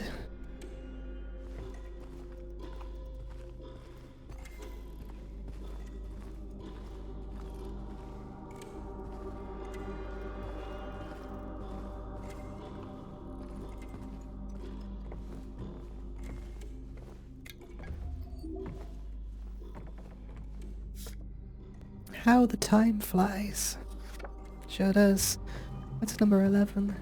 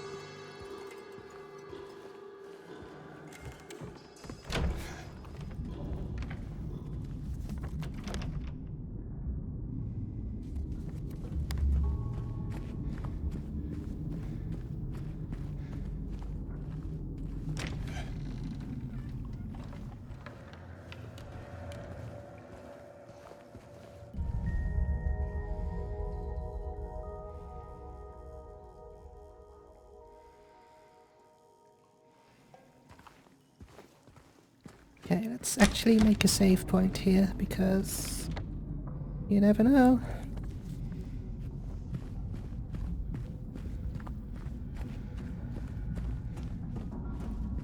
As far as I know, I've collected everything.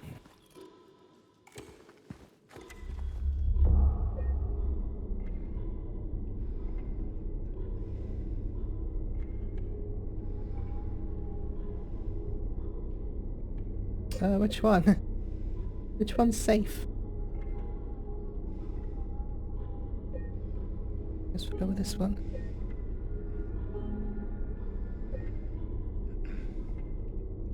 I think that's the... Yeah, it's probably the one I want to reload later.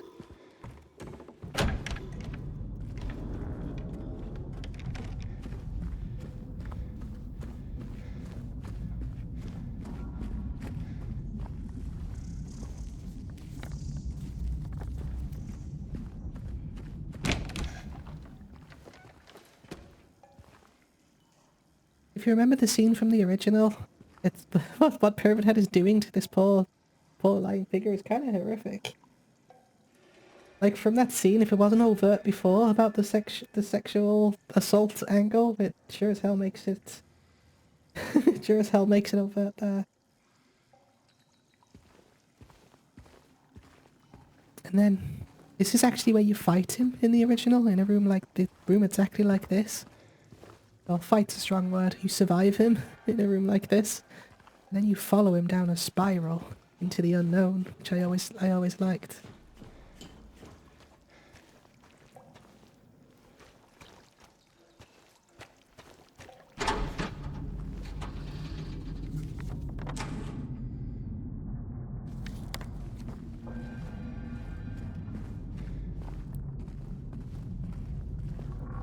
Definitely see where he's been, can't you?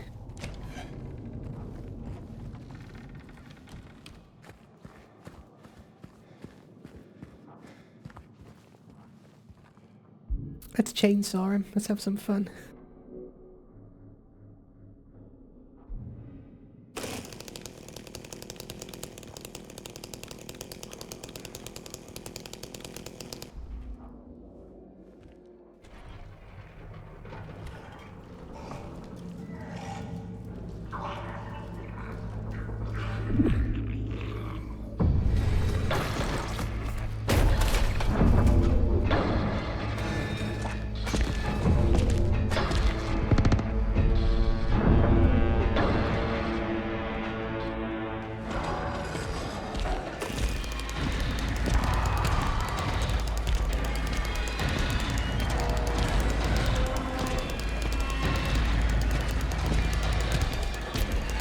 Okay.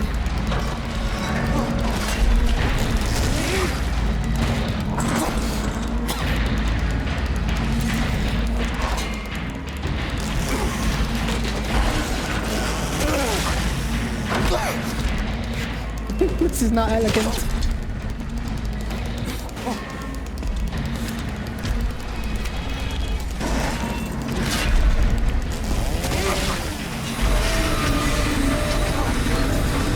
The overhead slash on the original game is actually a one-hit kill too.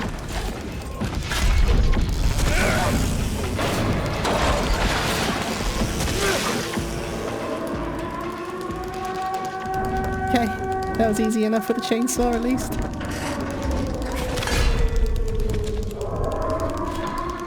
Let's stay away from them.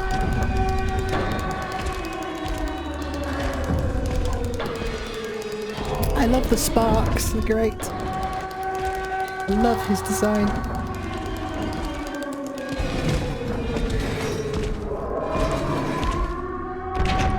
Again, we'll be talking about Mr. Head a lot later on in a bit more detail.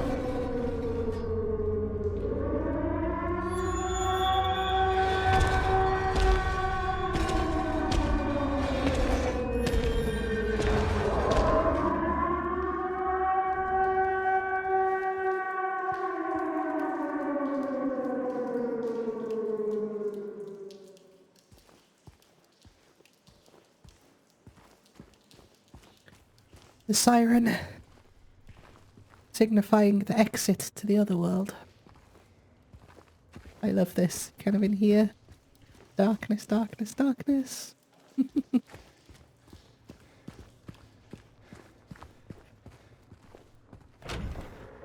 Exit. Well, while it's really cool how you exit the other world like that, I do really like it. I do think it was kind of a bad call. It was a bad change. I think it's just a step too far in going against how the other world was affecting James in the original story. At this point in the story, reality is already kind of a non-issue for James. He's completely trapped in his own mind. His unconscious is being projected onto the world in front of him, and it gradually becomes worse and worse and worse as the game goes on. Whereas what they've done is they've made the other world appear earlier in the story and then go away again, which isn't like a law break or anything, because like it happens in the original like that, it happens in Silent Hill. I keep saying it happens in the first game like that, it happens in Silent Hill 3 like that, but not Silent Hill 2, which, you know, was intentional.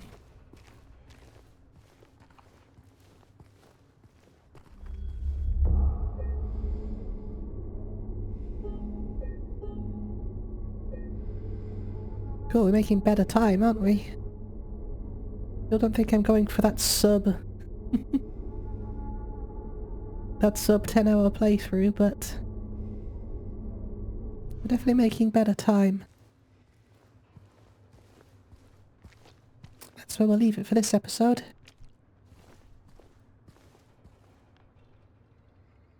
Next time, we're going to be talking about the Divine Feminine.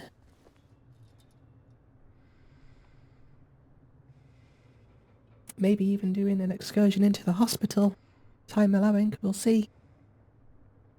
I look forward to seeing you then. Bye bye.